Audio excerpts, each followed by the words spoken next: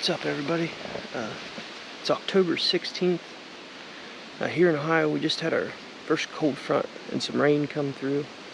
I predict there'll be a lot of deer get shot today and tomorrow, this weekend. I'm just out walking some public land. Got a lot of history with this track, and haven't seen anyone hunting it. So I come in, look for acorns and look for scrapes. Found a pretty good scrape line that I doctored up with some black eagle and put a camera on. As you can tell, there's a lot of oak in here. There's oak on this side and oak on the back side, and a little pine point running out. It's a really nice spot. But today's video is something I've worked on all summer. You see from the thumbnail, it's why I don't shoot heavy arrows. I think they're uncalled for most animals. I just don't. I went as heavy as I've ever went last year at 480 grains, and I struggled to hit a deer last year. You know, I had perfect arrow flight, had all the stuff that they claim you need, and that deer had too much time to react. Now, I'm not saying I'm a speed freak, that, you know, I've got these little arms, 27.5-inch draw, so I can't go heavy. You know, I'm generally between 400 and 450 grains, and I've been down in the 300s. And I've killed more deer with a sub 400 grain arrow than I did with a high 400 grain arrow. And that's because they had too much time to react. You know, I shoot all year to stay efficient, to shoot a deer, elk, mule deer, to shoot out to 60, 65, 70 yards if conditions is right. And I found myself limited last year with 480 grains. I found myself limited at 25 and 30 and 35. Just because of how much it would drop. So I did this test to see for myself, and I found it kind of interesting. I was actually surprised at some of the results. But I used my arrow, X-Impact 300 grain, X-Impact 300 spline, I'm sorry. It built with components to it was about 420 grains. And I had a set of 250 X-Impacts from Black Eagle, and I had them for a 80-pound bow that I had ordered from Expedition that I never did get, and that's a whole nother video by itself. But I built the 250 spline X-Impacts up to 520 grains, and I shot them side by side all summer with the same bow. Both arrows was tuned. I was getting, you know, the knock was flying right behind the point. I shot broadheads with both of them, and there was nothing different other than the weight and the speed. I shot them both through the chrono to get my first speeds. Like I said, I was shooting a V3 Matthews. It's 27.5. It's pulling right around 73 pounds, and I shot them both through the chrono. 425 grain arrow.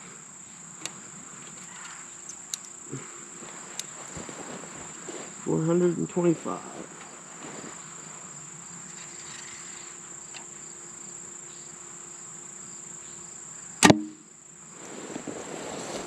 That's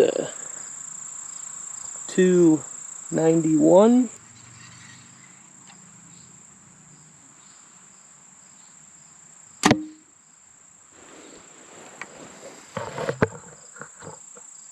And that time it's 266.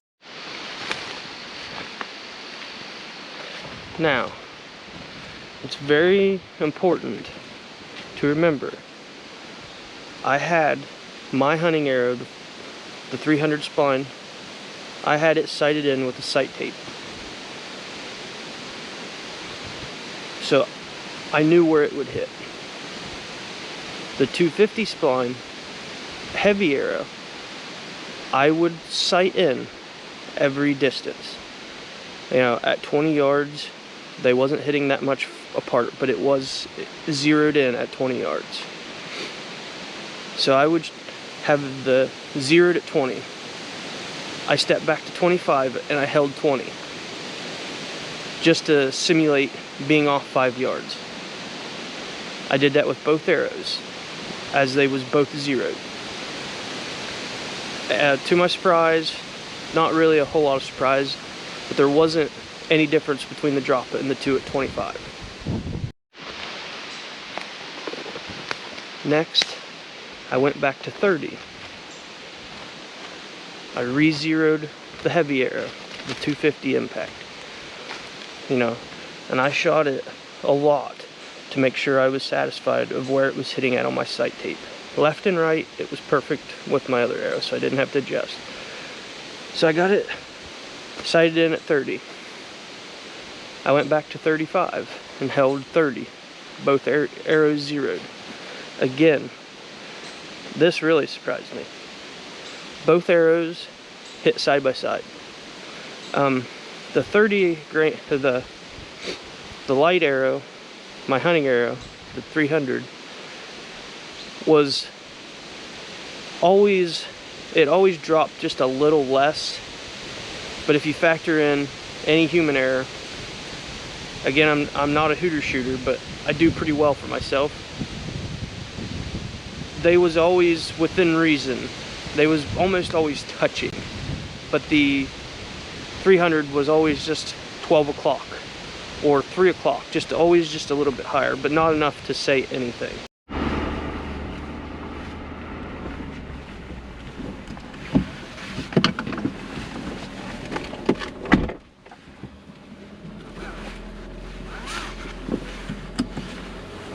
The door wasn't shut.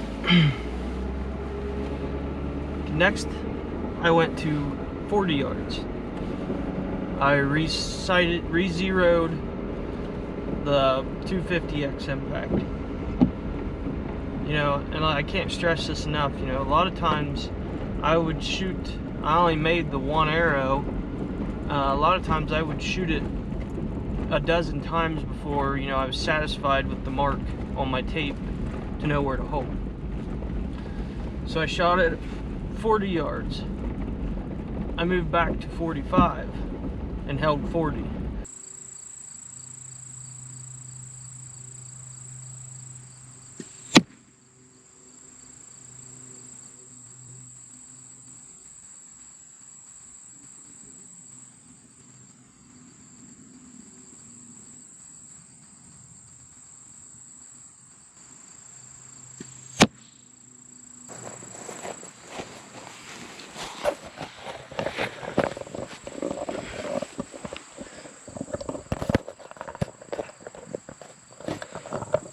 Alright, this is apparently where it's going to start.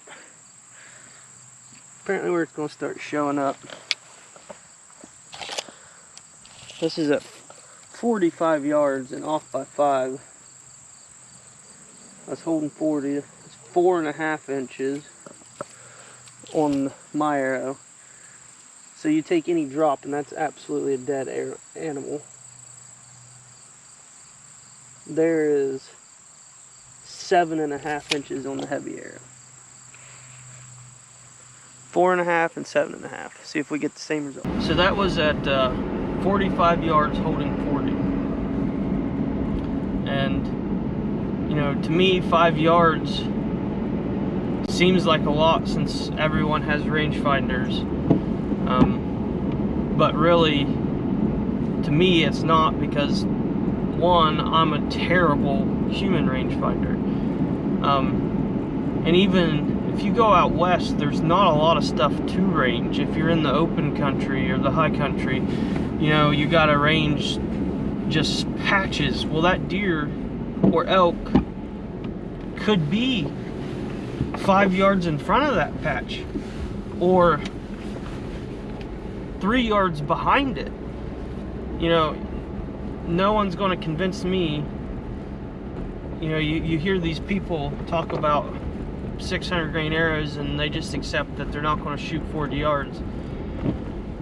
But no one's going to convince me that, and my personality, that if a 175-inch whitetail or any, after hunting for a week, hiking in the mountains, if a bull or cow stops at 50 yards, you're not going to shoot it. No, you're going to shoot at it.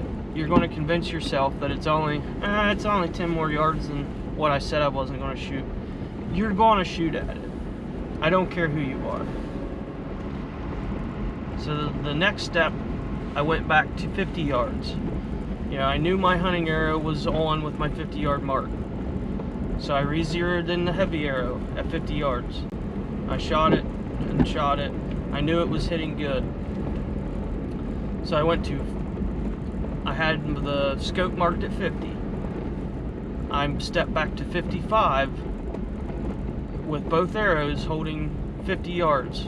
You know, just to simulate again another 5 yards mishap on range finding. And this is what happened.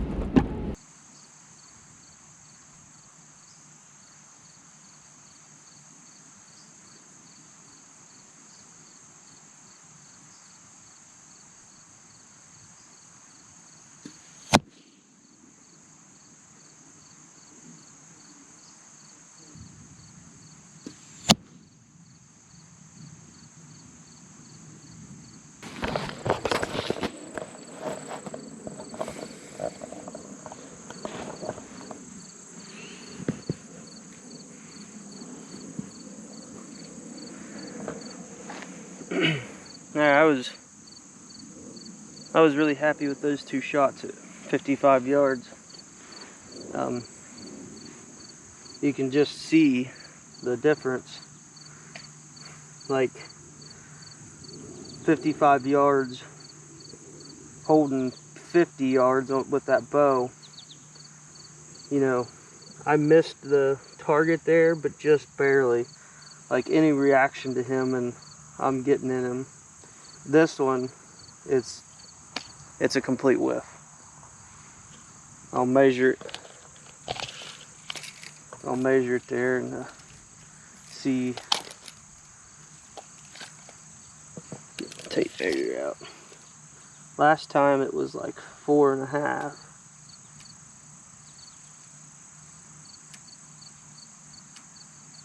It's just right at 4 inches there.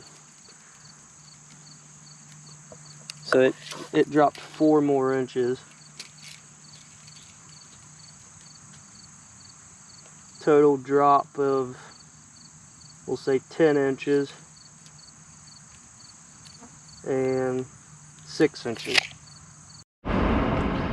So that was the 50-yard test. I did move back to 60 and 65, but with the human error, it was getting hard to, you know, at 55 yards, I'm still pretty rock solid. You know, I'm gonna kill majority of the animals that I shoot at 55 yards. And then after that, you know, I felt like even if I did test it, and I did try some, but I figured even after 55 yards, a lot of the people watching this would have just been like saying, well, you know, the bad shot, or no one can be that consistent or something, and I would be the same, so that's why I didn't put it in here. Overall, I was surprised at 35 yards that they was still dropping together. You know, that really surprised me. The 25 I was expecting, and the 35 really surprised me. Like I said, the heavy arrow was always below it, but it was within, you know, a quarter, or, you know, they might be touching, and the light arrow was at 12 or 3 o'clock. It was always just a little bit higher, but not enough to even consider a big drastic difference, which really surprised me. I hope everyone enjoyed the video. If you like the video, subscribe. It's hunting season. I'm going to start trying to get some more stuff out, hopefully get a big buck on the ground the next couple months. It's going to be tough, but I'm going to start hunting here shortly. So subscribe, leave me a comment, and hope everyone's having some good luck this year.